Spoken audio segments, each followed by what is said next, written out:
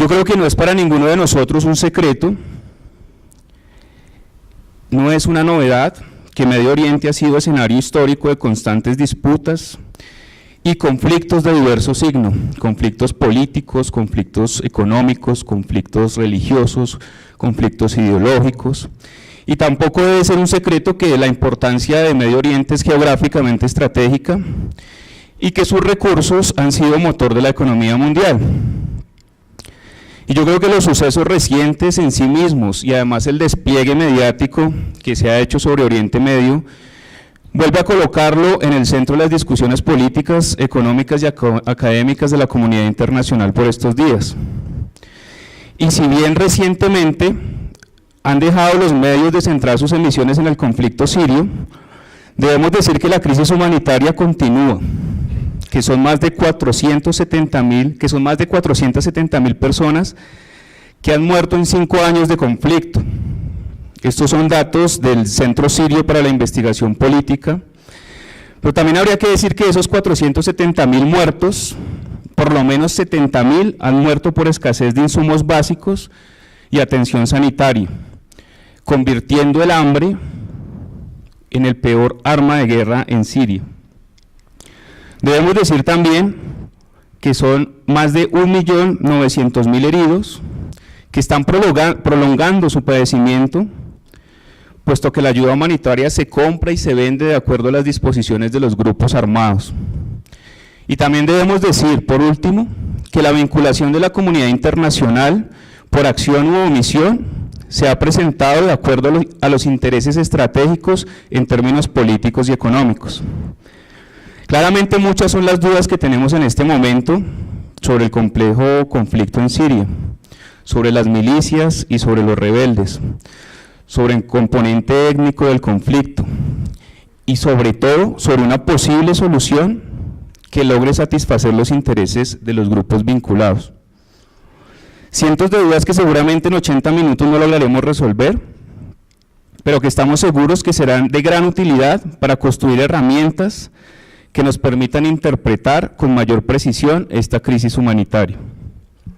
Y creo que definitivamente no podríamos tener un mejor invitado para ayudarnos a construir esas claves de interpretación, el doctor Víctor de Correa Lugo, que es doctor en Salud y Derechos Humanos de la Universidad Complutense de Madrid, que es máster en Estudios Latinoamericanos de la Universidad de Salamanca, que actualmente es profesor de Estudios de Medio Oriente en la Universidad Nacional de Colombia, ha sido profesor también de la Universidad Javeriana, en este momento también es columnista del periódico El Espectador y cuenta con un amplio número de publicaciones sobre diferentes conflictos internacionales y la vinculación al derecho internacional humanitario. Voy a mencionar solo algunos de ellos. Por ejemplo, Palestina entre la trampa del muro y el fracaso del derecho, publicado en España. El debate humanitario, publicado también en España. El derecho internacional humanitario y el sector salud. Pero el profesor Víctor de Correa no solo tiene publicaciones que tienen que ver con los conflictos internacionales, sino que tiene un número amplio de publicaciones respecto al conflicto colombiano y a la construcción de la paz en Colombia. Entre ellos, por ejemplo, podemos mencionar Negociación Gobierno-ELN, y sin embargo se mueve. ¿Por qué negociar con el ELN? Poder y guerrillas en América Latina, entre muchos otros documentos. Entonces, sin más preámbulos, profesor Víctor, es un honor tenerlo con nosotros. De nuevo, muchas gracias por su compañía y pues la palabra es suya. Buenos días. Primero, gracias por la invitación. Creo que es todo un honor estar acá. Primera vez que vengo, espero que no sea la última, depende de si lo hago bien o no lo hago bien. Aceptar el reto, porque es un reto muy grande tratar de explicar qué es eso de lo que está pasando en Oriente Medio. Es absolutamente imposible explicar Oriente Medio en media hora. Los que pusieron cara larga cuando dijeron 80 minutos, tranquilos, va a ser media hora y luego hacemos preguntas y hacemos una cosa más agradable.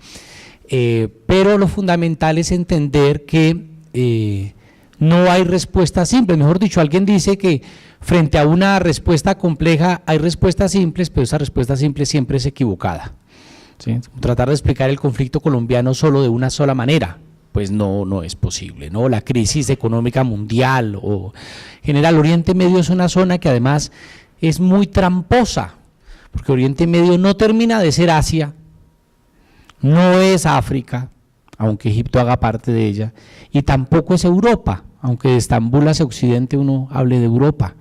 Oriente Medio está en la mitad de Europa, Asia y África, no solamente geográfica, sino culturalmente.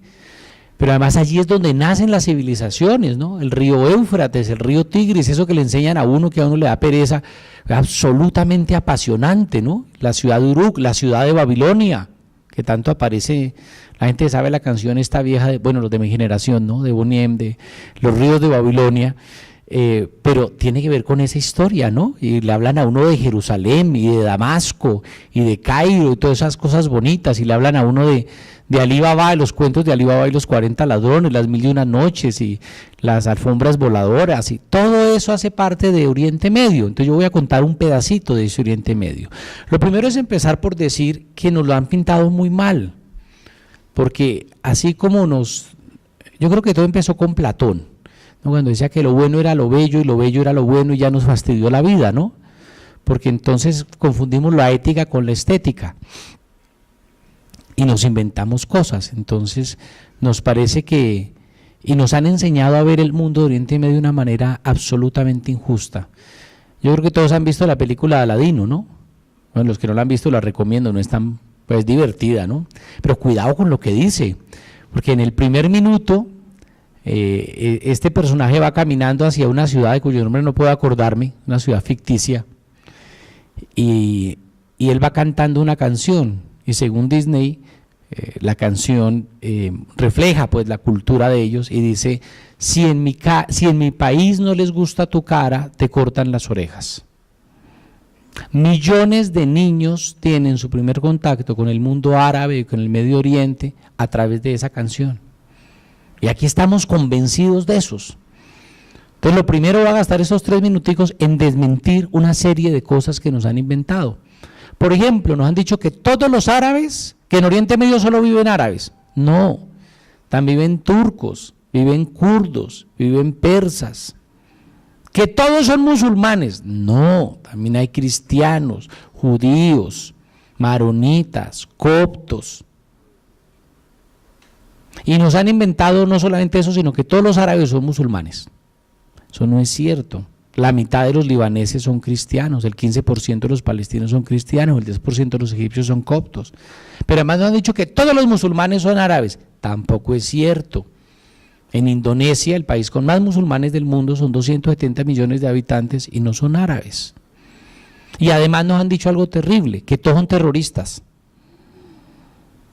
¿Ustedes creen de verdad que si todo musulmán fuera terrorista estaríamos hablando? ¿De verdad? A ver, Francia, hay 4 millones de musulmanes. ¿Ustedes creen que si todos los musulmanes fueran terroristas existiría la Torre Eiffel? Pues nos encanta decir cosas, nos encantan decir vainas. Entonces la gente dice cosas como no, es que eso, en el Corán dice que si a uno lo matan, si uno se suicida con un collar, con un cinturón bomba, entonces eso le dan 70 vírgenes en el paraíso. Yo no soy musulmán, pero soy académico, es decir, que uno para decir esas cosas lee el Corán.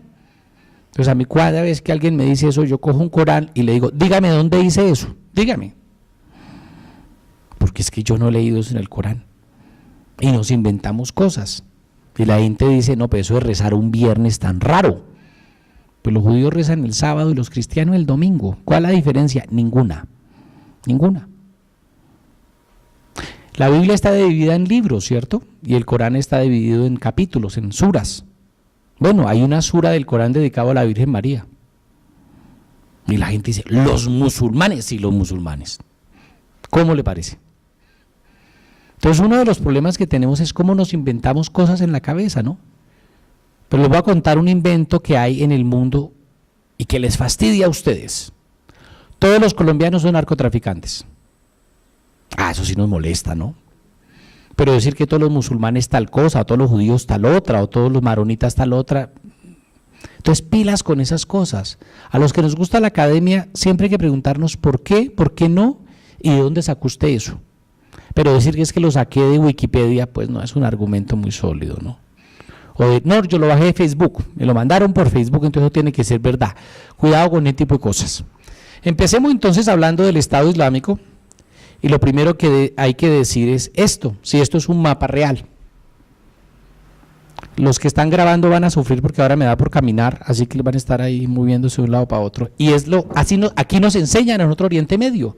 Entonces nos enseñan que esto es Irán, que esto es Irak y que esto es Arabia Saudí y Egipto, y nos quedamos con esa idea.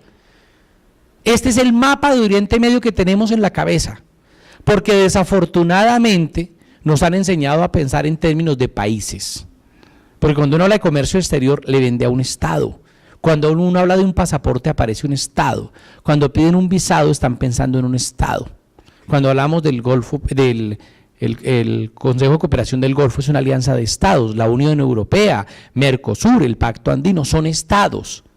Pero este no es un mapa real. ¿Por qué no es un mapa real? Porque hay una cosa importante, buena parte de esto es el mundo persa, con la cultura persa donde hablan farsí, pero no corresponde al mapa de Irán, porque aquí hay una minoría árabe como de 3 millones de habitantes. Pero después le dicen a uno que todo esto es culturalmente el mundo árabe. Todo esto es, Arabia Saudita se inventó hace poco. Irak, hace 100 años no existía Irak como país. Entonces todo esto es el mundo árabe. Pero aquí tenemos unos bien importantes de entender que están en un pedacito de Irán, buena parte del norte de Irak, una tajadita de Siria y la parte de Turquía, son los kurdos. Y luego nos dicen que de aquí para acá quedan los turcos. Pero además nos dicen que aquí hay pequeñas comunidades de asirios, de turcómanos, distribuidos en la región. Entonces hay un mapa de culturas. Es un mapa donde hay cultura turca, cultura kurda, cultura persa y cultura árabe, más otras tantas. La pregunta es, ¿los kurdos están pensando con el color del pasaporte iraquí? No, están pensando como kurdos. Los sirios kurdos están pensando como sirio-kurdos, no, están pensando como kurdos. Así como en Colombia alguien diría, no, es que yo pienso como boyacense, yo pienso como cundinamarqués, yo pienso como paisa, yo pienso como costeño, antes que como colombiano. Los guayú, pregúntenle a los indígenas guayú de la Guajira, te le dice, ¿tú eres colombiano o venezolano? Y dice, yo soy guayú. Entonces aquí ya hay algo que nos están robando, que nos estamos perdiendo, y es que hay unas culturas. Cuando digo cultura estoy hablando de un lenguaje, una forma de comer, una forma de vestirse, una forma de relacionarse, una forma de entender el mundo. Pero hagamos la cosa más complicada. Dentro de los kurdos, sin resolver el problema del Kurdistán, no se puede resolver ni entender Oriente Medio, tienen además varios lenguajes kurdos, o sea que hay varias culturas kurdas. Y dentro del mundo árabe, cuando ustedes ponen a hablar a un árabe de Irak con un árabe de Argelia, pues terminan hablando en inglés. ¿Por qué? Porque son árabes diferentes, son árabes locales.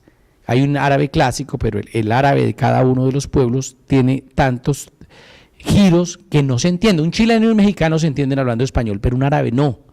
Entonces ahí tenemos otro problema. Entonces tenemos un mapa de estados que ya hemos roto mentalmente en la medida en que ustedes hayan seguido con este ejercicio de ver sectores culturales. Hay unas culturas sobre las cuales se impusieron unas fronteras de unos estados. Se inventaron Oriente Medio. ¿Ustedes recuerdan todos el mapa de África? Hecho con una regla, ¿no? De aquí para allá es Libia y de aquí para allá es el Chad y de aquí para allá es Túnez, y de la manera más arbitraria. En parte eso explica la guerra en Mali, en parte eso explica la guerra en Ruanda, en parte eso implica la guerra en Burundi. Entonces aquí hicieron lo mismo. Ahora compliquemos por un minuto más la cosa. Entonces le dicen a uno, no, pero es que aquí es una región donde aparece, la historia de las religiones descendientes de Abraham. Entonces tenemos la comunidad judía, ¿cierto? Que no solamente está en Jerusalén y en muchos de estos sitios, sino Egipto, la llegada a la tierra prometida, luego son secuestrados por Nabucodonosor, llevados a Babilonia como rehenes, Y ahí hay una historia. Encuentran allí libros sagrados y allí queda el Muro de las Lamentaciones, sitio sagrado del mundo judío. Pero además de eso, allí en esta misma región, y más exactamente en esta misma zona, nace en Belén, muy pegadito de Jerusalén, Jesús. Y aparece una nueva religión y termina muriendo en Jerusalén. Pero se expande el cristianismo hasta volverse incluso, acuérdense, religión oficial del Imperio Romano, y se riega aquí en Egipto, donde aquí adquiere otra forma. Ese cristianismo adquiere la forma de los coptos. ¿Qué es un copto?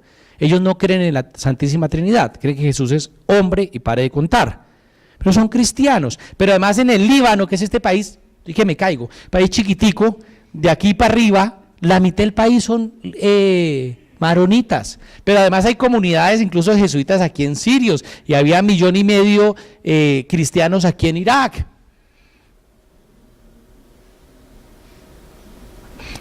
Y además de eso, en el año 622, en esta región del mundo, en Meca y Medina, en esta parte del mundo, nace otro señor, y él es Mohammed, mal traducido y mal mencionado, que viene del turco, convertido en Mahoma, y es el profeta de los musulmanes, y aparece una nueva religión. El profeta de los cristianos es Cristo, el profeta de los musulmanes es Mohammed o Mahoma, y los judíos están esperando la llegada de su profeta. De resto comparten casi todo. La Torá, la Biblia y el Corán habla del profeta Noé, del profeta, en el caso del Corán mencionan al profeta Jesús, Adán y Eva, o sea, la misma vaina. Eso ya sé que es herejía para algunos, pero permítanme simplificarlo de esa manera. Yo no quiero ser grosero, no soy creyente, pero no quiero ser grosero con ninguno de los credos. Entonces resulta que aquí ahora tenemos un mapa que es un mapa religioso, pero luego así como los cristianos se dividieron, y también dentro de los judíos hay diferentes escuelas, corrientes, interpretaciones, los musulmanes también se dividieron. Entonces unos dijeron, seguimos a los amigos del profeta Mohammed, los suníes. Y ellos dicen, no, seguimos al sobrino del profeta Mohammed, los chiíes.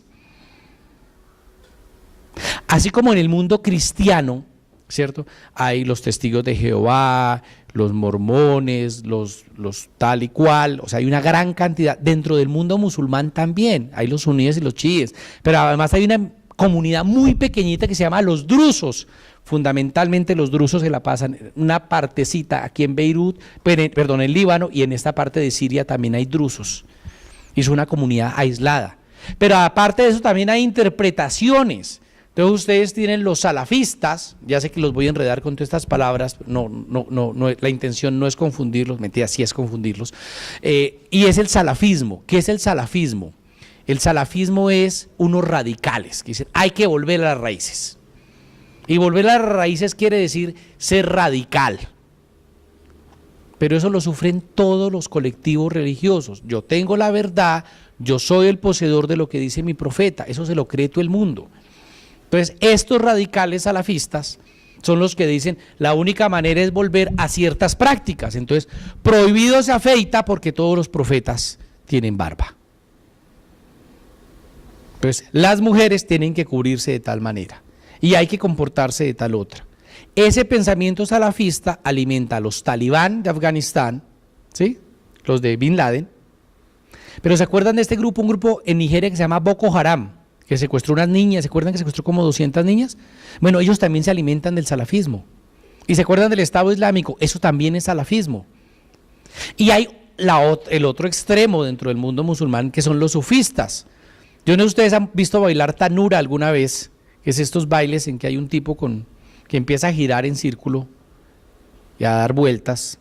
Ese baile tanura es parte del sufismo. El sufismo es algo así como, yo lo digo con mucho respeto, pero es algo así como el New Age de los musulmanes, ¿no? O sea, son gente muy tranquila, muy de, yo no sé si consumirán incienso, pero es como por ahí, ¿no? O sea, son unos bacanes. Tipos no tienen problema, chéveres. Entonces hay diferentes formas de entender y ellos se posicionan diferente frente al mundo. Frente a eso, les recuerdo, hay 1.600 millones de musulmanes, hay más musulmanes que católicos en el mundo. Y no están matando, cuidado. ni es una religión que incite el odio. En Estados Unidos hace poco hice un ejercicio muy bonito, que fue coger un libro que dice Sagrado Corán y poner a leer en la calle fragmentos. Y la gente decía, ¿no? Y decía cosas muy duras, ¿no? La mujer tal cosa y los castigos y tal. La gente decía, sí, es que esos musulmanes. Pues decía, por favor, puede revisar la portada del libro, quitarle la portada de plástico, y era la Biblia. Yo he leído, yo lo he hecho de puro malo, de ir a fui a un seminario y cogí un pedazo de la Biblia. Ahora, yo no voy a entrar aquí a decir que la Biblia sea mala, estoy diciendo, eso es materia de interpretación y son los expertos, esa metáfora, ¿qué quiere decir? La interpretan los estudiosos y los cultos de eso, yo de eso no sé. Pero si vamos a leer literalmente el Corán, bueno, leamos también literalmente la Biblia y la Torá, y seguro que salimos perdiendo todos. Entonces, cuidado con hacer ese tipo de afirmaciones y aseveraciones que no es gratuito. Entonces tenemos, ahora, des en cuenta que ya nos dañaron el mapa cultural también. ¿Por qué? Porque es posible que los que están ustedes en esta área, yo les digo, organícense, y la pregunta puede ser, ¿por qué? Entonces, organícense por regiones de sus familias. Entonces, habrá unos paisas, unos nariñenses, unos santanderianos, unos boyacenses, y vamos a hacer un campeonato de fútbol todos contra, y la lógica es esa. Entonces, si uno es paisa y el otro es boyacense o santanderiano, pues estamos en lados contrarios. Pero si les digo, organícense por religiones, es posible que ahí ya los que eran compañeros jugando fútbol que eran santanderianos, resulta que uno es evangélico y el otro es católico.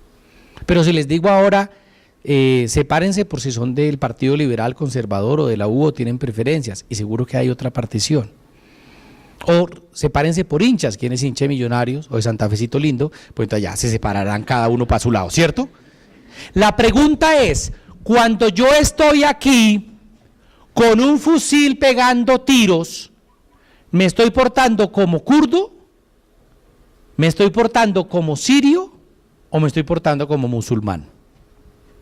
¿Sí ven lo complicado? Entonces, si es como musulmán, tengo una agenda. Si es como sirio, tengo otra agenda. Si es como kurdo, tengo otra agenda. Pero el que yo me porte como musulmán no quiere decir que tenga la misma agenda que los demás musulmanes. Entonces lo primero es, ya nos fue media hora, es olvídense del mapa mental que tenemos. Segundo, hay un asunto religioso. Ese asunto religioso está dado fundamentalmente porque en el mundo musulmán,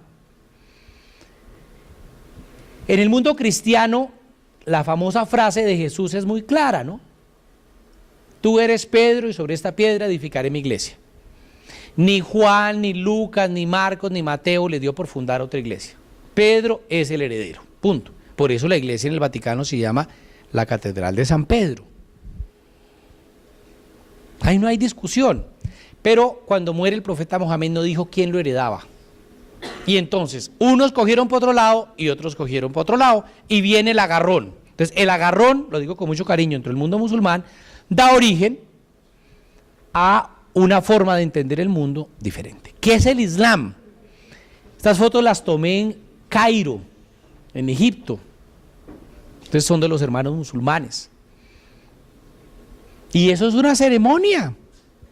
Que a uno le parece ridículo, pues a otros les parece ridículo la procesión de Semana Santa. Y a otros les parece ridículo el Sabbat. No es un problema de razones.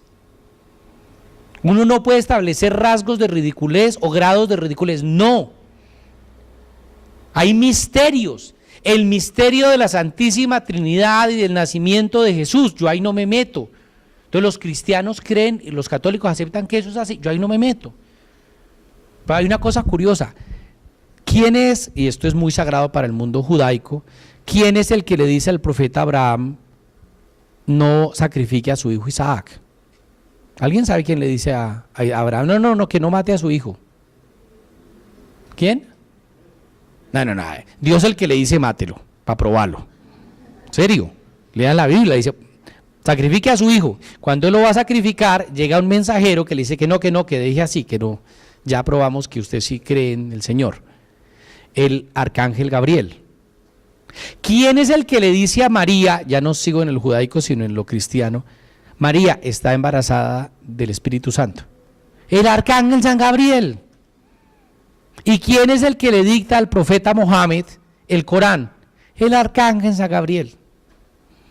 No estamos tan lejos, pues nos inventamos vainas porque nos encanta llenarla. Nosotros tenemos un problema en la cultura política nuestra, es que llenamos, lo que no sabemos lo rellenamos con chismes y con eso se resuelve todo, ¿no? Entonces, esto es una ceremonia y el Islam, ¿qué significa? Significa sometimiento. ¿A quién? Sometimiento a Alá. Alá traduce Dios. No es que el Dios de los musulmanes es Alá, no. Nadie dice el Dios de los gringos es God, no. ¿Vale? Entonces, pilas, traduce a Alá. Y aquí vemos lo primero. Fíjense que en Bahrein hay un 65% de chiíes, la gran mayoría en Irán, aquí hay en Irak, Líbano y parte de Siria. Esto es un arco, una media luna de chiíes. Pero aquí hay otra región donde predominan, también hay chiíes, si nosotros para simplificar, suníes, suníes y suníes. ¿Cuál es el problema? Que se odian a muerte algunos de ellos, algunos, no todos. Entonces, yo soy el verdadero musulmán. También pasen, yo soy el verdadero judío, yo soy el verdadero hincha del Santa Fe, todo eso pasa. ¿Serio? Yo soy el verdadero colombiano porque voto por A y no por B. La misma vaina. Que los seres humanos, eso de que somos racionales, bastante discutible, pero bueno. Entonces aquí tenemos un frente de pelea muy grande. ¿Quién es la cabeza del mundo chií? Irán. ¿Quién se cree, pero no lo es, la cabeza del mundo suní? Arabia Saudita. Por eso en Bahrein, Arabia Saudita apoya al gobierno, ¿y quién apoya a la oposición? Irán. Por eso aquí en Irak hay una gran presencia iraní, ¿y quién apoya a los rebeldes? Arabia Saudita.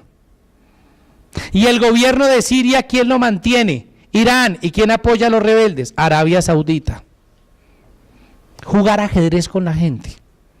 Por eso se llama Guerra Fría de Oriente Medio.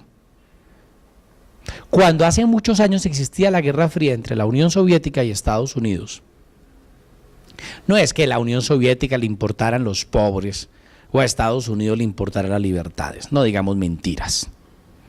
Era cómo fastidiar al otro y se repartieron el mundo. Por eso Estados Unidos no tenía ningún reparo en apoyar dictadores mientras fueran de los suyos. Hay una frase famosa del del subsecretario de Estado de los Estados Unidos hablando con el presidente Nixon sobre Somoza en Nicaragua. Y entonces le dice, no, es que ese tipo es un hijo de mala madre. Y el otro le dijo, sí, pero es nuestro hijo de mala madre. Pero es cuando pensamos así. Cuando pensamos en Colombia, no voy a hablar mucho de Colombia, pero no, es que mataron a fulano. Sí, pero es que lo mataron los de mi lado. Entonces eso es un buen muerto. Si lo matan los del lado contrario es un mal muerto. Entonces el valor no es el valor de la vida, la condena de un crimen, sino, uy, eso, no, es que ese es de los buenos, porque nos han enseñado a ver el Oriente Medio como Colombia. ¿Saben cómo aprendemos a ver Oriente Medio? Lo que más me preguntan mis estudiantes en las universidades cuando doy cursos de Oriente Medio, no falta el que levanta la mano y dice, profe, ¿cuáles son los buenos? Porque así pensamos, como en las películas, ¿no? La gente dice, bueno, ¿cuáles son los vaqueros y cuáles son los indios para tomar partido, no? Entonces, muy triste, no es un problema de buenos y malos. Entonces, esto para que lo tengan en cuenta. A ver si le apuro y si no, no salimos hoy de acá. Irak. Irak es un país bien interesante. Esta foto la tomé allí en Bagdad. Bueno, se me olvidó decirles una cosa. He tenido la posibilidad, el honor, la grata experiencia vital de estar en Oriente Medio desde el año 2003 hasta el año pasado, que fue la última vez. Y he trabajado por periodos en Palestina estuve durante un año, por ejemplo. Entonces, esto es lo que es Oriente Medio en 1916, hace 100 años. Entonces estábamos en la Primera Guerra Mundial. Primera Guerra Mundial, no se había acabado. Los ingleses y los franceses se reunieron solitos y dijeron, venga, vamos a tasajearnos esta vaina. Sí, como el que parte una torta de cumpleaños, tal cual. Y entonces los franceses dijeron, nosotros vamos a quedar de aquí para arriba, y los franceses dijeron, de aquí para abajo. Y se inventaron Irak, Arabia Saudita, Kuwait, Siria. Eso no existía hace 100 años, no existía. Y entonces, ¿qué pasa? Que partieron comunidades que deberían de estar viviendo juntas y juntaron comunidades que tenían deudas pendientes. Entonces imagínense que a ustedes los separen de sus hermanos a los que quieren. Pues eso duele. Y que lo pongan a vivir con sus primos a los que ustedes no quieren, pues eso fastidia. Tan simple como eso. Entonces inventaron un Irak, un Siria, un Líbano, que termina por generar una cantidad de peleas. Pero una mentalidad absolutamente colonial. La idea de los imperios no es mentira. El imperio francés, el imperio inglés, eso no es mentira. Hago un paréntesis. Cuando yo hablo del imperio de los Estados Unidos no estoy bromeando, es un imperio. Pero el señor Putin en Rusia está haciendo lo mismo, por eso Crimea, por eso Osetia del Sur, que piensan como imperios. Pero bueno, eso es para un debate mucho más grande, por si me vuelven a invitar. Entonces, fíjense que de dónde nace Irak. Entonces resulta que aquí en el norte, esta mancha amarilla que ustedes ven, son kurdos. Y estas dos manchas son árabes. Estoy hablando de choque cultural. Entonces aquí tenemos kurdos y turcos, perdón, y árabes, y los ponemos a vivir juntos. Pero además, aquí tenemos otro choque. Esta región y esta región son de predominio suní, religioso. Y esta es árabe, pero de predominio chií. Entonces usted coge chiíes, suníes y kurdos y los pone a vivir juntos, sin resolver las asperezas. No he dicho, por favor, que no se puede hacer. Claro que se puede hacer. ¿Qué es Suiza? Alemanes, franceses e italianos viviendo juntos y no están matando. Claro, tienen bancos y chocolates, pero aparte de eso, ¿por qué funcionó? Porque limaron sus asperezas internas.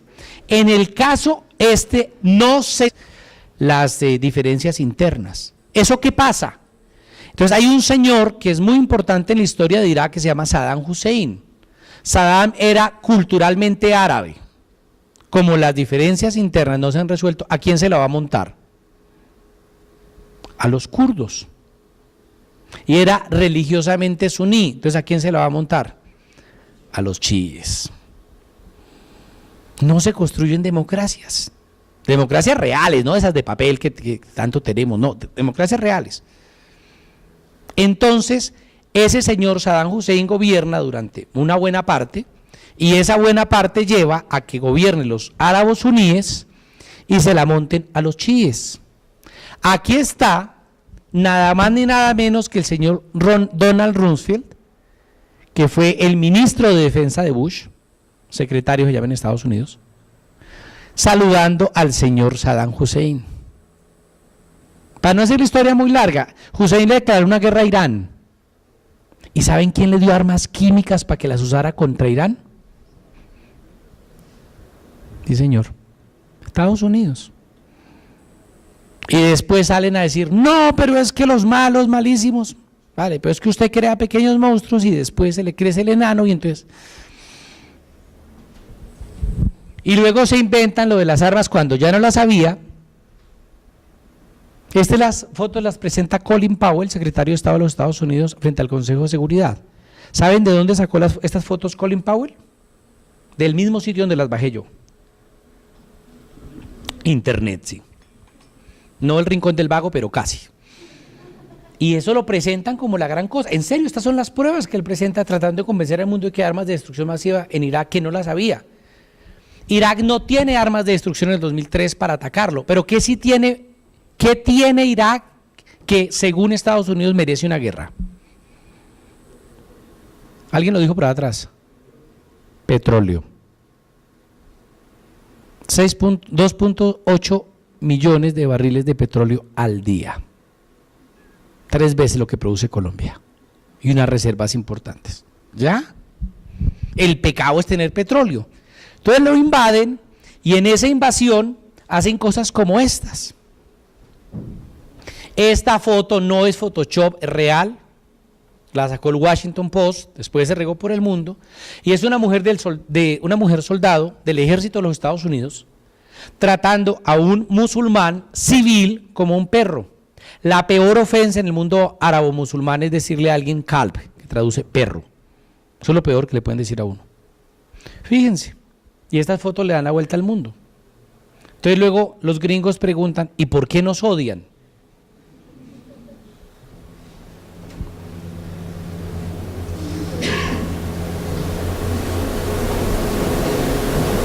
Y no, no eran terroristas. No hay película más racista, mentirosa y sesgada. Bueno, hay muchas, pero de las últimas que he visto, American Sniper. ¿La vieron?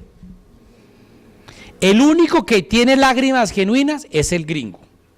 El único que mata a civiles es el otro. Los dos únicos menores de edad son terroristas. No me fastidie, ¿de verdad usted se cree eso? La ciudad donde transcurre eso se llama Fallujah. En Fallujah el 70% de las mezquitas fueron dinamitadas por Estados Unidos. Entonces no nos digamos mentiras, hombre.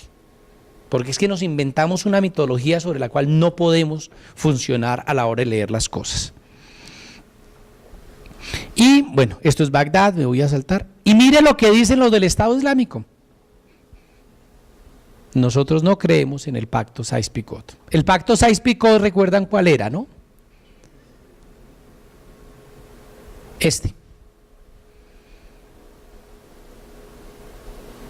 Y ahí hay una. Yo no voy a defender al Estado Islámico, ni más faltaba. Otro elemento importante, el pueblo de los kurdos. Esta es la bandera kurda,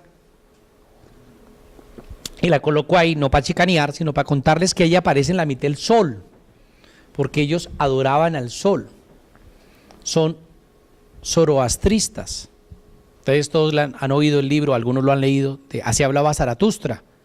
Zaratustra o Zoroastro era el profeta de ellos. Hay una comunidad que se llama los yazidíes, que eso sí les ha ido muy mal, porque primero viven en Irak, es una minoría, pero segundo cayeron en zonas, o sea, sus tierras cayeron en manos del Estado Islámico. Yo no me acuerdo bien cómo es el profeta de ellos, pero un profeta que los yazidíes utilizan, al que adoran, pues como todas las religiones tienen a quien adorar. El fonema es parecido a la palabra Satán en árabe. Entonces los del Estado Islámico, estos adoran al diablo, entonces son grupos que han sido asesinados, sus niñas y mujeres han sido vendidas en mercados de esclavos. Estoy hablando del año pasado, no estoy hablando de hace 500 años, ¿cierto? Y son uno de los grupos más afectados. Bueno, volvamos a los kurdos. Esta foto es de una niña en Kurdistán, Diyarbakir, la capital del Kurdistán, y este es el mapa de los kurdos. ¿Se acuerdan que al comienzo decíamos que hay un mapa de estados, de culturas y religiones? Culturas. Entonces, aquí hay unos kurdos, aquí hay otros kurdos, aquí hay otros kurdos.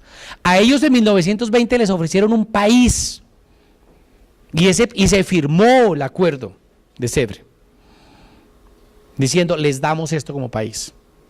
Y los mismos países que firmaron ese acuerdo, nadie lo ratificó.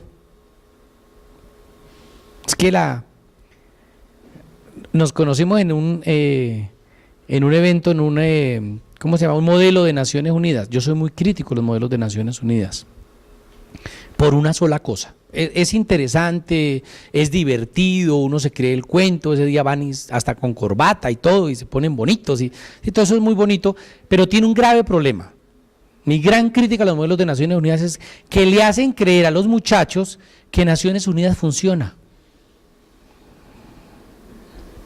El único reparo que tengo es ese. Y yo he visto personalmente lo que hace Naciones Unidas en Darfur, lo he visto en Etiopía, lo he visto en Sahara Occidental, lo vi en Birmania, en Bangladesh, y ay, dice uno, mejor deje así. Bueno, esto es lo que, y a los 3 años les tasajean el país. Y les dicen, no, señor. Y esto se incorpora en Siria, y el gobierno sirio no los quiere reconocer como sirios. Y aquí en Irak, acuérdense que está Saddam Hussein durante muchos años, pero los de antes de Hussein tampoco querían a los kurdos. Y aquí en Turquía se la inventan con un lema que es una nación, una lengua, ¿cómo es? Una nación, lengua, y otra cosa, bueno, una y una. Ergo, ahí no caben los kurdos. Imagínense que en Colombia hiciéramos una que dijera Colombia es una nación y entonces solamente cabemos ciertas personas. Este es un país profundamente racista. La palabra negro y la palabra indio siguen siendo un insulto. A mí me da risa de esos neonazis colombianos, ¿no? Si fueran a una calle de Berlín lo levantan a pata. Porque tenemos cara de indios y nos duele en el alma. Cambio que es una joda de orgullo, no, nos duele. Parece una ofensa. Qué triste. Entonces, estos terminan cuando se inventan Turquía en 1923. Su lanzamiento es un lanzamiento en que somos un único país con una sola cultura, una sola lengua, una sola nación. Esas son las tres cosas que plantea. Entonces, ¿qué pasa? Los kurdos no caben y los empiezan a perseguir, hasta el punto que en los años 80 crean partidos políticos kurdos que terminan siendo guerrillas kurdas. Bueno, estas son fotos del Kurdistán. Miren, este es el mapa del Kurdistán, no se ve muy bien el verdecito que les habían prometido y que 3 años después se los quitan. Este es el Kurdistán de Irak. Entonces, voy a tratar de resumirlo para no enredarnos. De finales de los 70 hasta el 2003, ¿quién manda en Irak? Manda Saddam Hussein. ¿Recuerdan que era árabe y suní? Entonces se la montaba a los kurdos y a los chiíes. ¿Listo? Ahora, cuando cae Saddam Hussein, ¿cuál es el grave error que comete Estados Unidos? ¿A quién sube al poder? A los kurdos y a los chiíes. Y si usted no establece límites al ejercicio del poder, ¿qué hacen los kurdos y los chiíes contra los árabes suníes? Se la montan tal cual. Desafortunadamente, dolorosamente, muchos de esos árabes suníes son tan perseguidos, pero de verdad tan fastidiados, que adivine a quién perverso terminan apoyando: al Estado Islámico. Al Estado Islámico. O sea, el Estado Islámico se alimenta de la persecución de los otros. Es muy fácil decir, no, es que son 4 gatos malos. No, así no se entiende un conflicto. Ahora, explicar un conflicto no es justificar un conflicto. Los que cojan por la vía académica, ténganlo claro. Cuando uno le dicen, explique a Pablo Escobar, entonces eso no quiere decir que uno está a favor de, cuidado. Pero en este país pasa eso. Yo estoy siguiendo muy de cerca el proceso con el ELN, he publicado varios libros para El Espectador, he entrevistado a comandantes del ELN, me he reunido con gente del gobierno sobre el ELN, estoy luchando por la paz de este país, pero el que yo explique no quiere decir que yo esté de acuerdo con, ¿vale? Pues eso es una de las, ojalá, de las enseñanzas que quede de esta clase. Entonces los kurdos, el país se vuelve federal y los kurdos crean en el norte de Irak un gobierno propio. De hecho, dan visado cuando uno entra por Dohuk, por el norte. Entra y le dan visado a los kurdos. Pero el problema kurdo sigue sin resolverse. En el caso de Siria, también los kurdos siguen atrapados en la guerra, abandonados. Y dejen por favor de pensar de manera binaria. Entonces, si estos no son los buenos, son los malos. ¿Cuál es uno de los graves errores de la izquierda en Colombia? Como el presidente de Siria, Bashar al-Assad, habla mal de Estados Unidos, entonces, ese es el bueno. No es así. En Colombia pasa, ¿no? Hace poco en un debate me decían en televisión sobre, es que los indígenas del Cauca no quieren al ejército, ergo son de las FARC. Y uno dice, ay, ¿de verdad usted se cree eso? Cuando los indígenas del Cauca han sacado gente de las FARC de su territorio. Entonces, mucho cuidado con hacer, porque es que nuestro pensamiento y nuestra forma académica es esa, o sea, o es blanco o es negro, no puede haber una tercera opción. Entonces, aquí a los kurdos, vamos a ir complicando la cosa, el gobierno sirio no los quiere, no les da ningún tipo de cosas, y luego los ataca además el Estado Islámico. Ya voy para allá. Ahora, Otro elemento, y después vamos a sumar todos los elementos para entender. Hay una cosa que se llama yihad. No es la yihad. Es que la RAE dice, la RAE es mentirosa. El diccionario de la Real Academia de la Lengua Española, lo siento, pero dice mentiras. Ustedes leen y la definición de yihad es guerra santa de los musulmanes. A ver, los musulmanes no tienen el concepto de guerra santa. La guerra santa es un concepto nacido de las cruzadas. No es la, es el yihad, es masculino y la palabra significa el esfuerzo por ser mejor persona y agradar a Alá, o sea, a Dios. Si ustedes son católicos y yo les dijese, ¿les gustaría ser mejor persona para agradar a Dios? La respuesta es sí. Si fueran musulmanes, la respuesta sería la misma. Entonces yo diría, entonces, ¿ustedes están de acuerdo con el yihad? Entonces dirían, sí. ¿Me siguen? Y alguien de afuera va a decir, sí, esos muchachos son terroristas, están a favor de la yihad. Primero, no es la yihad, es él, y segundo, no es guerra, es esfuerzo. ¿Sí ve? Entonces, pilas cuando hacemos afirmaciones de eso. Y allí, bueno, hay yihad de la espada, que es la de la guerra, hay yihad de la palabra, hay yihad de las manos, o sea, todo lo que tiene que ver con justicia. Y allí en el año hay un país que se llama Afganistán, que no es Oriente Medio, pero tengo que mencionarlo porque es fundamental. Allí hay una guerra de señores de la guerra durante varios años, hay una ocupación previa a eso por parte de la Unión Soviética, y aquí viene una parte interesante. La Unión Soviética, esta foto la tomé en Kabul, en el mercado de Kabul, la Unión Soviética invade Afganistán y fracasa en esa invasión. Y allí hay una cosa interesante. Los musulmanes del mundo dicen, hay que defender a nuestros hermanos musulmanes porque los está atacando la Unión Soviética. Entonces ahí sí son buenos, porque está contra la Unión Soviética, esos tienen que ser buenos.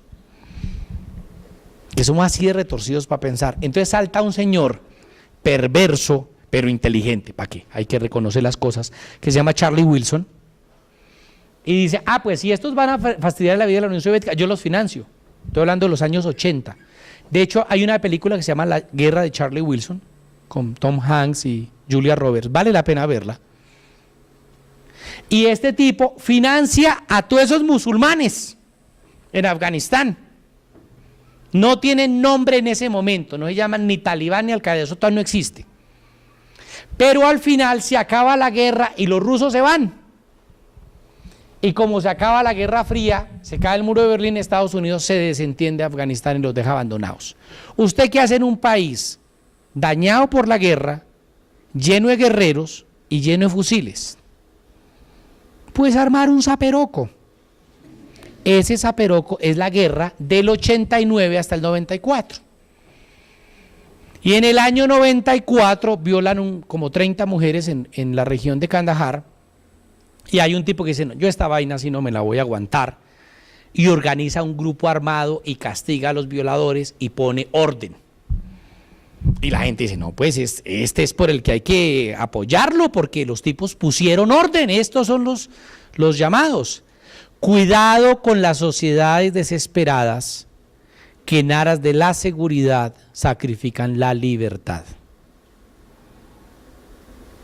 Porque lo que dijo la sociedad afgana es, con tal de que haya orden, no importa que no haya libertad, apoyaron a estos carajitos y estos carajos en 2 años se toman Kabul. Estos se llaman los talibán. Pero daban orden, ponían orden. Uy, no, qué bien, con que todo esté ordenado no nos importa qué precio. Pues sí importa qué precio. El burka, no es la burka, es el burka, chaderí, se dice en Afganistán, en Pashtun, se vuelve obligatorio. Y no se puede elevar cometas, y no se puede jugar fútbol, y no se puede ver televisión, y los hombres no pueden afeitarse, y las mujeres no pueden salir sin el apoyo de la compañía de un hombre. Y es pena de muerte, cuidado, especialmente, escúchenme las niñas, enseñarle a una niña a leer y escribir. Conocí cuando estuve en Kabul a la profesora de un colegio de mujeres, 3.000 mujeres, 3.000 muchachas. Y me puse a hablar de la vida de ella, y me decía, es que yo empecé en mi aldea, yo cogía a las niñas 6, 8 niñas, y le enseñaba a leer y a escribir a escondidas. Entonces cuando venían los talibán, yo decía, no, es que las mamás están recogiendo leña o la cosecha o agua, pero ninguna podía decir que estaba aprendiendo a leer y a escribir, porque daba pena de muerte. O sea, así de brutal es aquello. Ese país destrozado por la guerra, la sociedad termina diciendo, bueno, pues elijan a los talibán. Eso fue lo que eligieron. Porque lo importante es la seguridad y el orden. Sigan creyendo esa vaina. Aquí sufrimos de lo mismo. Y entonces a partir de allí aparecen estos señores y se encuentran con otro medio loco. Este es el Mulá Omar. Mulá traduce señor, Lord. No es el señor Omar el de la música, no, para nada. Y el otro es Osama Bin Laden. Estos se encuentran y ahí nace la propuesta de Al Qaeda. Y tumban las Torres Gemelas. Pero ustedes saben que dentro de los 19 que atacaron las Torres Gemelas, 14 o 15 eran saudíes. Osama Bin Laden era saudí. No le dicen nada a Arabia Saudita porque tiene petróleo y es aliado. ¿A quién se la montamos? A Afganistán. ¿Y qué hacemos? Destruimos un país que ya está destruido. Pero además Estados Unidos entra en el 2001 a destruirlo. ¿Y qué pasa? Este es el mercado en Afganistán. Esta foto la tomé en Kabul. Que luego del año 2001 a 2004 dicen, vamos a ofrecerle a Afganistán una expectativa de vida. Y se crea una campaña que se llama Winning Hearts and Minds. Y fracasaron. Porque es que usted tiene que llevar es una escuela y no un tanque de guerra. Me decían las mujeres en Kabul, sí, ahora podemos ir al médico.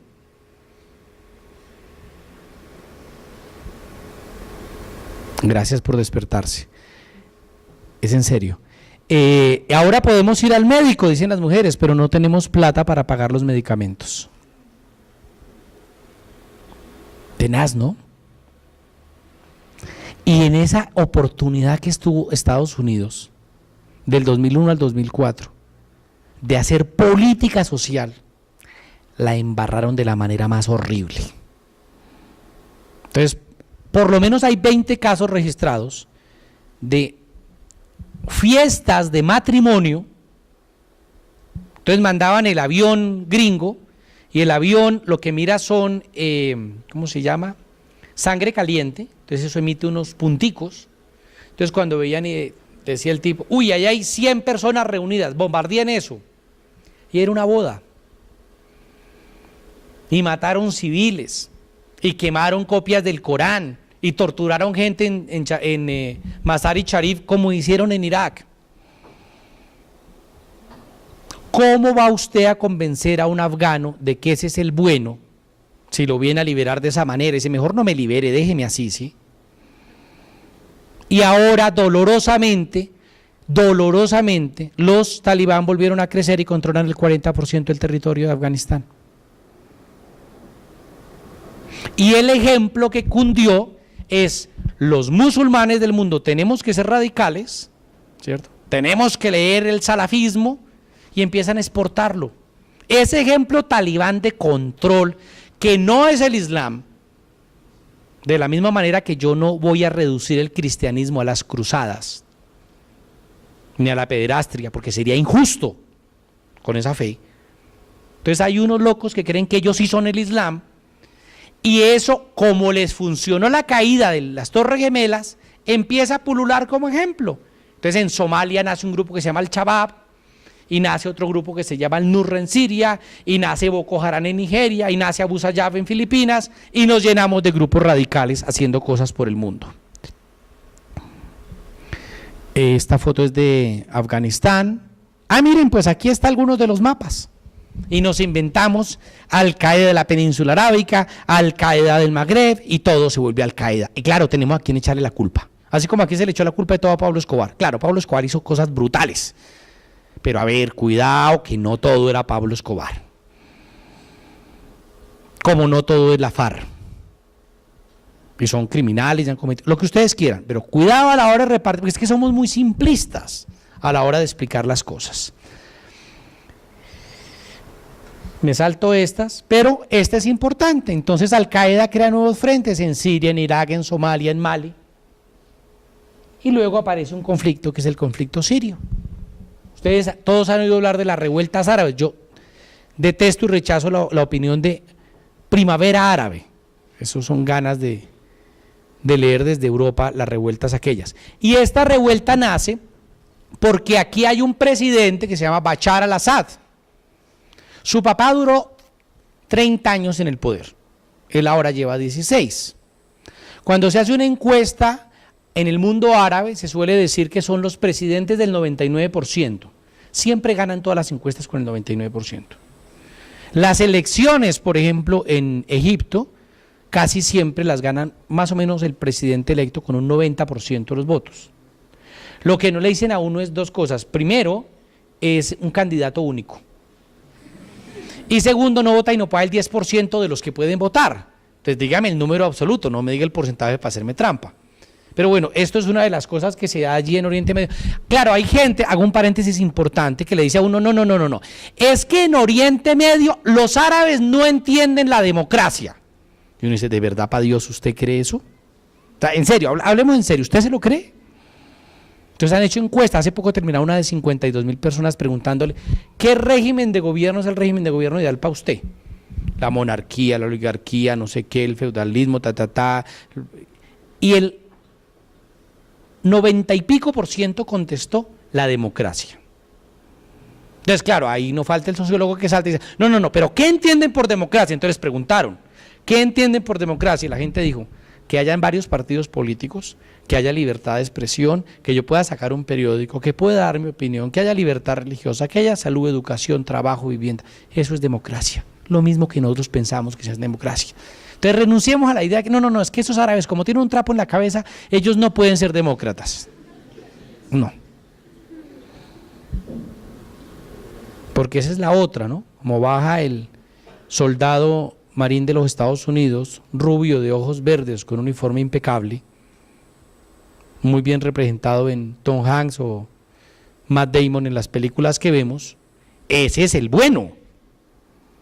Y el otro tiene un trapo en la cabeza y un fusil de asalto y está lleno de arena, ese es el malo, ya no hay que preguntarnos más. Y esos son los graves problemas. Y así, el problema es que así lo enseñan en las universidades. Estamos convencidos de eso. Entonces aquí este presidente, Bashar al-Assad, es un tipo que empieza a perseguir a la oposición y entonces se dan unas marchas aquí en Daraa, una ciudad pequeñita, fronteriza, unas manifestaciones pacíficas, a las cuales no voy a entrar en detalles. Bashar al-Assad entra con muchísima violencia y esa violencia lleva a que un sector, no son de la CIA, ni de la guerrilla, ni de Al-Qaeda, ni de las FARC, no, nada de esa vaina, crea una guerrilla ante la situación política tan complicada. Esta foto la tomé en los campos de refugiados ahí entre Turquía y Siria. De hecho, estos son unos kurdos que están refugiados allí. Y esta foto la tomo en Daraa, recién empezaron las revueltas, bueno, no se ven unas columnas de humo, y esto es uno de los guerrilleros que 3-4 meses después toma las armas. Entonces aquí tenemos dos bandos, ¿no? El gobierno de Siria y unos guerrilleros bastante demócratas, nacionalistas, bastante amplios, yo diría bastante ingenuos, llenos de sueños. De ahí había turcos, kurdos, turcómanos, habían alawíes, chiíes, cristianos. El problema es que allí la guerrilla no logra tomar el poder y el gobierno no logra acabar con estos rebeldes del Ejército Libre Sirio, pero quedan unos vacíos de poder. Entonces, si nos devolviésemos por un minuto al mapa,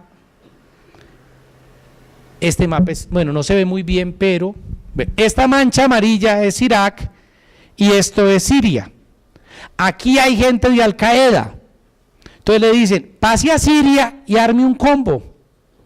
¿Dónde? En los sitios que no controlan ni los rebeldes ni el gobierno.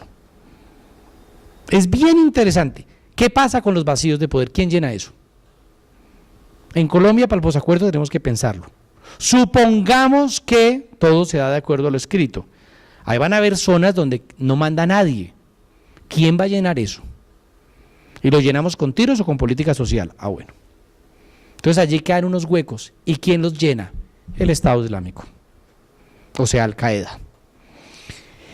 Al-Qaeda crece, gestiona unas zonas. Este es el dato más o menos último que yo tengo de datos oficiales, no quiere decir que sean los reales, sino los oficiales.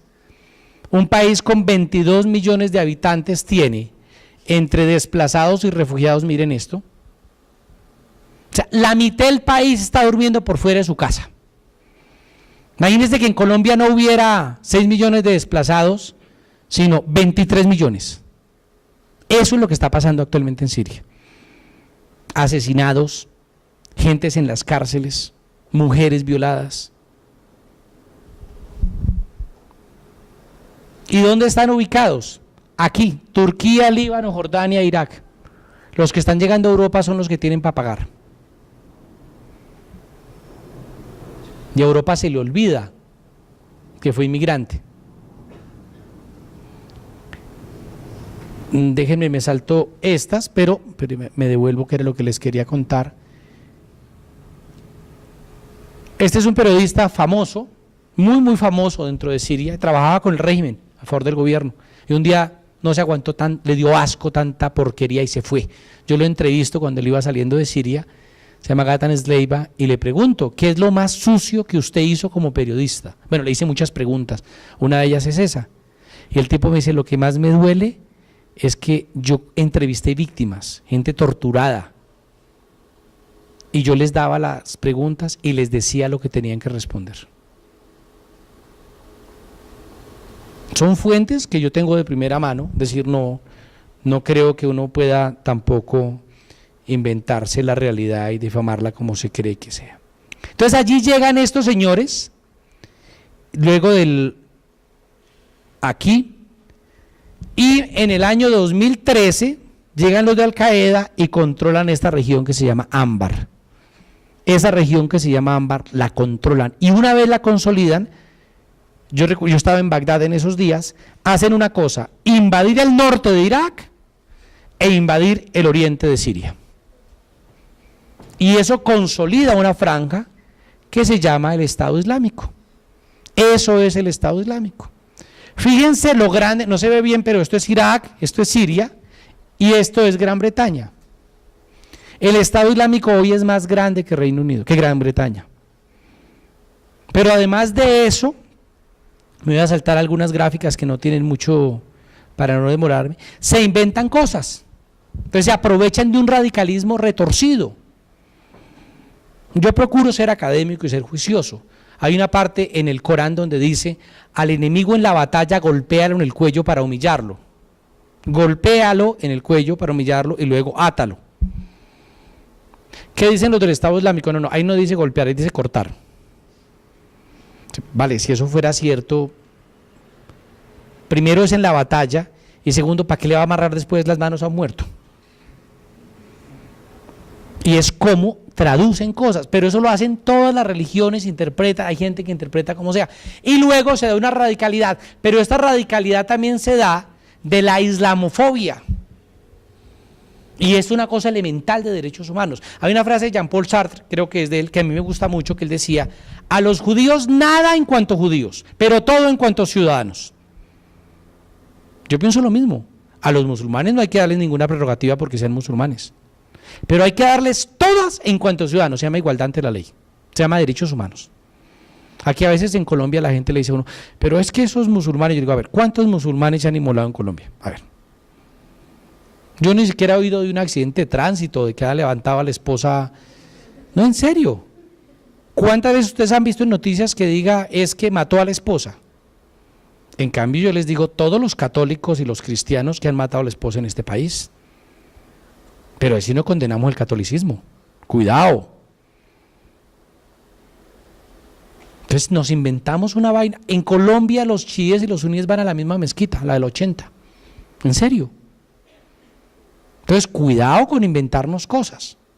Ahora, dentro de esas peleas del mundo musulmán, de ese revoltillo en la cabeza que he intentado aclarar, que ya sé que salen de aquí muy confundidos, hay un grupo en Líbano que se llama Hezbollah, que son chiíes. Los de Al-Qaeda son suníes. Se dan bala entre ellos. Y una vez en un programa de televisión un coronel me decía, no, lo que pasa es que Hezbollah está aliado con Al Qaeda y entonces con las FARC van a tratar de crear un califato en América Latina. Yo le decía, primero, Hezbollah es enemigo de Al Qaeda. Segundo, ¿ustedes creen de verdad que las FARC no saben poner una bomba y están esperando a que venga un musulmán y les explique?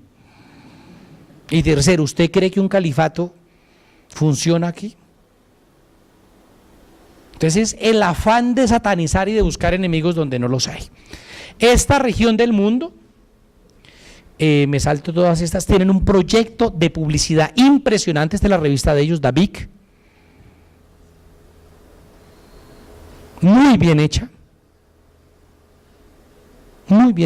lleva el número 14 ya, está disponible en internet, esa vaina, por favor.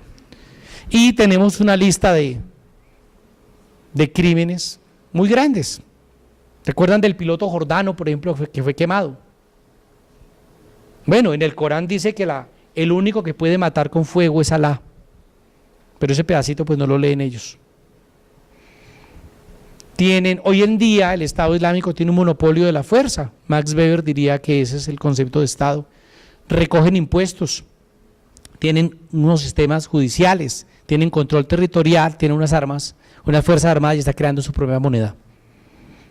Eso es un Estado que no tiene puesto en la ONU. Ya sé, yo no estoy diciendo que haya que reconocerlo, estoy contando un facto, un hecho.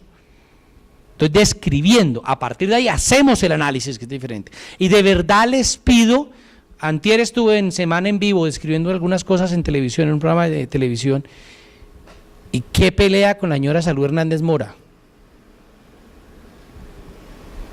Entonces uno dice, es que es A, y entonces, no, es que usted está invitando, no, yo estoy invitando a nada, estoy describiendo el hecho. Entonces, este es uno de los grandes enemigos del mundo hoy en día, el Estado Islámico.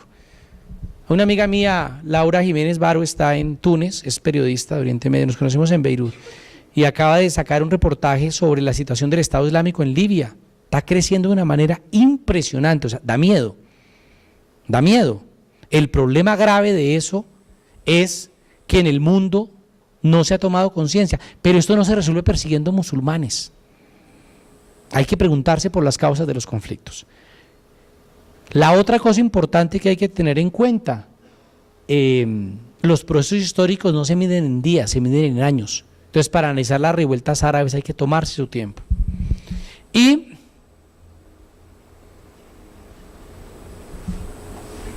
¿qué vemos hoy? Vemos la consolidación de un territorio, una capacidad de publicidad impresionante, pero hay otra cosa interesante, hay más de 3.000 franceses que se han ido a pelear de Francia al Estado Islámico, a favor del Estado Islámico, y no es Mohamed, es Pierre el que se va, no es un hijo de sirios, es un hijo de francesitos, y británicos se han ido. Entonces uno dice, yo no tengo la respuesta. ¿Qué estará pasando en Bélgica, en Holanda, en Inglaterra, para que muchachos y muchachas estrato 20 se vayan a pelear a favor del Estado Islámico? Entonces le dicen a uno, hay que cerrar las fronteras para que el Estado Islámico no llegue de Siria hasta Europa. Le digo, es al revés. Habría que cerrar las fronteras desde Francia para Siria. 3.000 combatientes. Es muy doloroso que cuando hubo la masacre en Bataclan en noviembre pasado, lo primero que había intacto era un pasaporte sirio. A ver, eso no se lo cree nadie. Pero hay un afán de explicar a través de la satanización del otro las cosas. Hay una expansión muy grande en Túnez, en Egipto, en Filipinas, en Libia, del Estado Islámico. Y pienso que la Unión Europea y Estados Unidos comparten un problema. No entienden lo que está pasando allí. No entienden el mapa de la cultura, el mapa de la religión con la que empezamos y se quedan en el mapa de los estados. Termino invitándolos a que lean aquello del Estado Islámico. Ahí está el Twitter para el que me quiera seguir. Después, ahorita que está prohibido sacar el celular. Traten de leer esas cosas, pero también el Estado Islámico es una trampa. Porque no, el problema es el Estado Islámico. No, momentico. El problema es que hay un país que se llama Israel que está metido en una tierra que no le pertenece, estoy hablando desde el derecho internacional, que está ocupando Palestina. Y se nos olvida porque el Estado Islámico. El problema es que nos inventamos unos países que son falsos, como identidad, como Irak, y se nos olvida porque el Estado Islámico. No se le resuelve nada a los kurdos porque el Estado Islámico. Irán y Arabia Saudita siguen manejando como manejan la región porque el Estado Islámico. Las monarquías saudíes, de Emiratos Árabes, de Qatar, son absolutamente implacables, pero el problema es el Estado Islámico. En Arabia Saudita las mujeres no pueden manejar carro, porque supuestamente eso afecta sus potencialidades de maternidad. Y como la mujer está para tener hijos y no más, terrible. Si en ese momento estuviéramos en Arabia Saudita, estarían aquí los varones y las muchachas estarían viéndome por un circuito cerrado de televisión en otro salón. Pero la discusión de democracia en Arabia Saudita, no, porque el problema es el Estado Islámico. Se nos vuelve el mismo debate en Colombia de las FARC y el mismo debate en los 80 y 90 de Pablo Escobar. No estoy diciendo que el Estado Islámico sea bueno. Estoy diciendo no es el único problema. Entonces la agenda de estas tensiones culturales y religiosas es muy grande. Me quedan 5 minutos que voy a destinar a 2 o 3 preguntas, si les parece bien. Lamento no poder haberle destinado más tiempo, pero vean un poco la complejidad de lo que es. Entonces cuando piensen en Siria, Irak, Irán, en todas esas regiones, en los musulmanes, en los coptos, en los judíos, piensen en que hay una cantidad de complejidades históricas que hacen que sea imposible explicar todo. Muchas gracias.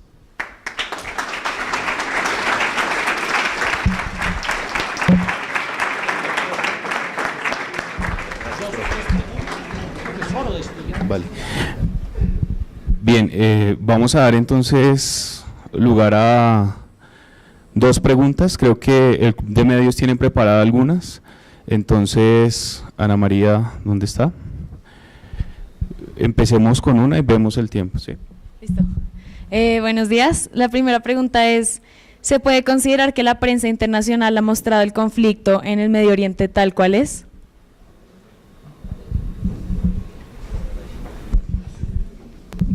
La respuesta es no. No. O sea, cuando nos intentan creer que unos son los buenos y otros son los malos, ya fracasamos. ¿Sí? Uno lee las noticias de Russian Today y entonces ahí le dicen, no, es que los buenos son los rusos, iraníes y los otros son los malos. Y uno lee el Washington Post, entonces todo es tal cosa. No hay una gran, pero no hay un solo actor de Oriente Medio que no esté mintiendo. Ve, nunca se me ha ocurrido, es para un buen artículo. De verdad, ninguno dice la verdad, o dicen verdades a medias. Pero el afán, y es impresionante. ¿Qué hay que hacer? Pues oír varias razones, ¿cierto? Ni siquiera yo es posible que a la luz de algunos esté diciendo la verdad. Pues inviten a otro que cuente otra versión, no hay problema. Pero ese es el ejercicio académico, oír diferentes versiones. Pero el problema grave está en que el periodismo no es una versión contra el poder, sino que el periodismo en Colombia se volvió publicidad. Yo escribo orgullosamente en El Espectador y soy profundamente defensor del periódico. ¿Por qué? Porque me dejan decir lo que me da la gana. En serio, he publicado artículos contra Israel durísimos, absolutamente duros, y el embajador de Israel ha contestado cartas que se le han publicado. Hay una persona que es representante del lobby sionista en Colombia, que es Marcos Pekel, y Marcos también escribe en el periódico El Espectador, y me parece muy bien. Eso es democracia, que él diga y yo diga, y ahí lo discutimos, sin tener que pegarnos, ni irnos a los tiros, ni... ¿sí? Pero lo que no se puede es admitir que los mecanismos de hoy en día, los mecanismos de medios de comunicación son campañas publicitarias. Aquí en la prensa se condena a alguien antes que se le compruebe, o se diluyen las cosas que están sucediendo. Aquí nos inventamos guerras o las deshacemos, nos inventamos paces que no son ciertas. A mí cuando me preguntan, es que La Habana, yo digo, perdón, ¿usted ha leído los textos? ¿Los ha leído? Entonces venga, discutimos, pero si los ha leído, si no, no. Para defender o para atacar me da igual, pero hay que leer, hay que ser académicos. Entonces, desafortunadamente, los medios no son la mejor razón y lo mejor es coger varios medios y tratar de... Ahora, lo mejor es ir allá. Cuando a mí me hablan de Catatumbo, es que en Catatumbo, vaya para allá, para Arauca, vaya Arauca, vaya allá. Y hablamos, porque es que desde los escritorios no solamente se aprende el mundo. Allá creo que tenemos otra. Dale. La siguiente pregunta es, ¿considera usted que todo este conflicto de Oriente Medio puede desencadenar una guerra mundial? Ay, es imposible responderlo, pero voy a responderlo de otra manera.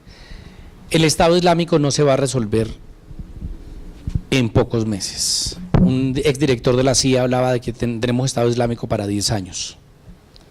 Pero además la ocupación de Palestina lleva varios años. Los errores de Irak han sido uno tras otro y uno tras otro. Las tensiones entre Irán y Arabia Saudita están aumentando.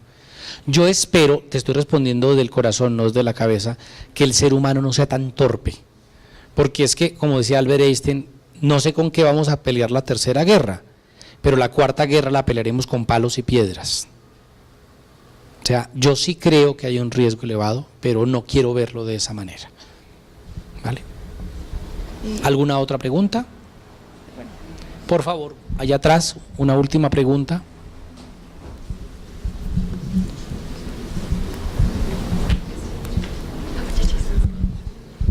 Profesor, buenos días. Mi pregunta es, ¿qué impacto tiene todo este conflicto en el Medio Oriente como en Colombia? ¿Qué es la importancia que tiene eso, digamos, en el país y precisamente pues para nosotros? Excelente pregunta. Hay un texto que dice que hoy el mundo está intercomunicado. Lo que pasa en Grecia afecta el norte de África y lo que pasa en el mercado de la India afecta el mercado de Europa. Este texto es de un historiador griego y fue escrito en el año 120 antes de Cristo. Ese cuento de la globalización no nació ayer. De la gente cree, no, la globalización es Facebook. Sigan creyendo esas vainas. Entonces, la pregunta es muy pertinente y te agradezco que la hayas hecho y que sea la última, pues para irnos. Primero, el precio del petróleo. Nuestras exportaciones y nuestros ingresos dependen del petróleo. Y ahí ya tenemos un problema grave. Segundo, el problema migratorio en el mundo. Aquí tenemos familias sirias y el gobierno colombiano no ha sido ni humanitario, ni diplomático, ni inteligente para manejar los sirios que han llegado pidiendo ayuda. Pero además de eso, las relaciones internacionales. No voy a demorar aquí mucho más allá que una sentencia provocadora, como para que no me vuelvan a invitar, pero la postura de Colombia con relación a Israel hace que le sea incapaz de entender muchísimas de las dinámicas de Oriente Medio. El ejemplo del terrorismo como táctica, no estoy hablando de los musulmanes, la islamofobia que se da en Colombia. Entonces yo creo que sí hay suficientes elementos económicos y de política exterior que nos afectan. Colombia ha sido parte del Consejo de Seguridad en 4 o 5 ocasiones, miembro no permanente, por supuesto. Entonces yo creo que sí hay suficientes elementos para pensar. Y lo otro es porque es que habitamos el mismo planeta. Entonces lo que decía la compañera que me hizo unas preguntas, se voló, preguntó y se fue. Ah, no, allá está. Uno podría hacer la pregunta de otra manera. Si hay una tercera guerra mundial, ¿usted cree que salimos bien librados? No. El problema de la carrera nuclear, de la tensión entre Irán y Israel, la crisis migratoria, el problema del petróleo, son cosas que nos afectan de manera directa, como el calentamiento global, o sea, son cosas que nos están afectando. Entonces, en ese sentido, como habitantes del planeta, y además porque nos debe doler a alguien, una mujer violada en Birmania o un niño asesinado en Filipinas, nos debería doler. El problema es que somos, lo digo con todo respeto, pero somos muy montañeros, somos de pueblo. Uno cree que Venezuela es lejos. Entonces, pues así no se puede construir cosas. Yo creo que los debates internacionales, y los que quieran estudiar relaciones internacionales, ahora si van a estudiar relaciones internacionales, mejor dicho, si quieren ser embajadores, estudien cualquier otra vaina. ¿Por qué? Porque en este país no son carreras técnicas. O sea, aquí no nombran un embajador porque sepa del tema. Entre menos sepa, mejor.